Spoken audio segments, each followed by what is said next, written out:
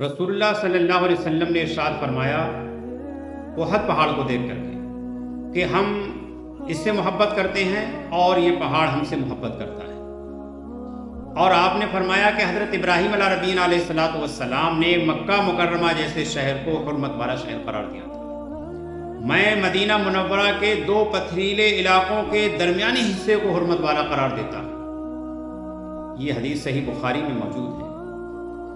یہ حدیث ہمیں بتاتی ہے کہ نبی صلی اللہ علیہ وسلم کی ہستی وہ ہستی ہے، اور آپ کی عظمت اور آپ کا تقدس وہ تقدس ہے جس کا پہاڑ جیسی چیز بھی احترام کرتی ہے۔ صرف انسان اور جنات ہی آپ سے محبت نہیں کرتے ہیں، بلکہ اللہ تعالیٰ کی ہر مخلوق نبی علیہ الصلوۃ والسلام سے محبت رکھتی ہے۔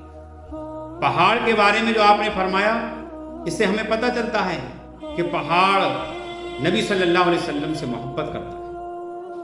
ایک پہاڑ کے بارے میں ایک دوسری حدیث میں آتا ہے، اللہ کے رسول صلی اللہ علیہ وسلم نے فرمایا کہ میں اس پہاڑ کو جانتا ہوں جو بعثت سے پہلے یعنی اعلان نبوت سے پہلے مجھے سلام کیا کرتا تھا۔ تو ہمیں اس حدیث سے احد پہاڑ کی عظمت کا بھی پتہ چلتا ہے، نبی صلی اللہ علیہ وسلم کے مقام اور عظمت کا بھی پتہ چلتا ہے۔ اور آپ نے اس میں یہ فرمایا کہ حضرت ابراہیم علیہ نبینا علیہ الصلوۃ والسلام نے مکہ مکرمہ جیسے شہر کو حرمت والا قرار دیا تھا۔